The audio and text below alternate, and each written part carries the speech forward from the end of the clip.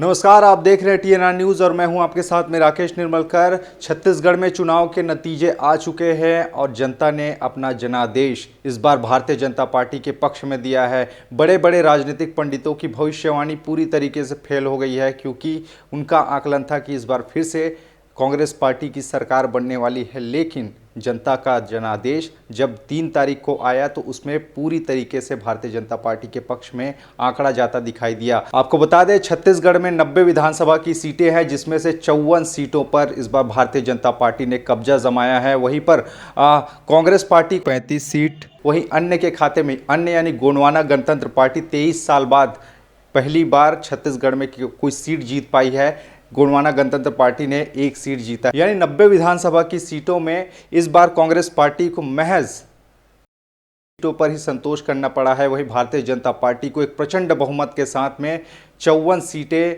नसीब हुई है। वैसे में जो सबसे बड़ी चर्चा है कि आखिरकार कांग्रेस पार्टी हार क्यों गई और भारतीय जनता पार्टी ने ऐसे कौन कौन से दावे किए जिसके चलते उनकी इतनी बड़ी जीत हुई, उन सब पर आगे चलकर बात होगी। लेकिन आज मैं आपको बताने वाला हूं कि इस जो पूरे जीत में क्या कुछ निकल कर सामने आया है। आपको बता दें, 90 विधानसभा की सीटों में इस बार 40 नए चेहरों को मौका मिला। पहली बार विधानसभा की चुनाव लड़ रहे थे और वो जीत कर भी आए।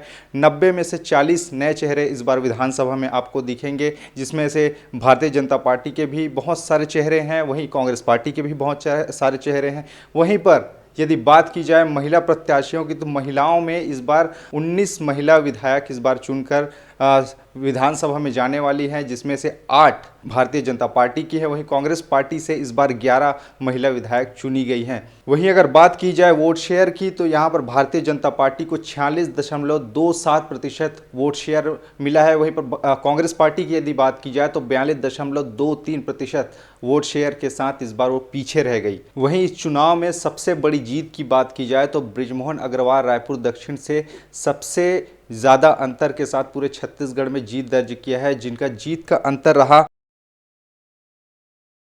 इतने वोट के साथ वो जीते हैं। इतने वोट के अंतर के साथ वही सबसे कम अंतर रहा कांकेर विधानसभा क्षेत्र में, जहां पर आशाराम नेताम ने महज 16 वोट के अंतर से जीत दर्ज की है। ये तो रही फैक्ट की बात। यदि संभागवार आंकड़ों पर नज़र डालें तो आप देखेंगे कि सभी संभाग में लगभग भारतीय जनता पार्टी ने बड़े मार्जिन से जीत दर्ज की है, जिसमें सरगुजा संभाग जो कि सबसे महत्वपूर्ण संभाग है, 2014 में कांग्रेस पार्टी, माफ़ कीजिएगा 2018 में कांग्रेस पार्टी पूरी की पूरी 14 सीटें जीतकर आई थी। लेकिन इस बार पूरी की पूरी 14 सीटें गंवा बैठी है।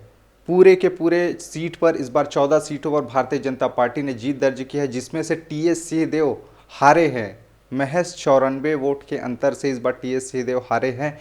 यानी सरगुजा संभाग की जितनी सीटें हैं वो इस बार भारतीय जनता पार्टी के खाते में गई है। वहीं यदि बस्तर संभाग की बात की जाए तो बस्तर संभाग में केवल 4 सीटों पर कांग्रेस जीती है। वहीं पर 8 सीटों पर भारतीय जनता पार्टी इस बार जीत दर्ज कर पाई है। वही यदि बात की जाए रायपुर संभाग की, तो रायपुर संभाग में टोटल 20 सीटें आती है, जिसमें से इस बार भारतीय जनता पार्टी ने 12 सीटें जीती है। वहीं पर कांग्रेस पार्टी के खाते में इस बार 8 सीटें गई हैं। वहीं दुर्ग संभाग की यदि बात की जाए तो यहाँ भी 20 सीटें हैं, जिसमें से 50-50 का मुकाबला रहा। 10 सीटें कांग्रेस के खाते में है, 20 सीटें इस बार भारतीय जनता पार्टी के खाते में गई है। वहीं बिलासपुर संभाग की 24 सीटों की बात की जाए तो यहाँ पर 24 सीटों में से 13 सीटें इस बार कांग्रेस पार्टी जीत पाई है। वहीं पर 10 सीटें इस बार भारतीय जनता पार्टी जीती है। वहीं पर गोंडवाना गणतंत्र पार्टी, जो कि पहली बार खाता खोलने में छत्तीसगढ़ में कामयाब रही है, वो 1 सीट पर जीत दर्ज कर पाई है। तो ये पांचों संभागों की स्थिति मैंने आपको बताई कि यदि बात की जाए तो कांग्रेस पार्टी के 8 बड़े मंत्री चुनाव हार गए हैं। महज 3 मंत्री ही हैं जो चुनाव जीत पाए, जिसमें से कवासी लखमा, अनिला भेड़िया, उमेश पटेल, ये 3 कैबिनेट मंत्री चुनाव जीते हैं। उप मुख्यमंत्री समेत बड़े बड़े मंत्री 8 मंत्री इस बार चुनाव हारे हैं। वहीं चरणदास महंत शक्ति से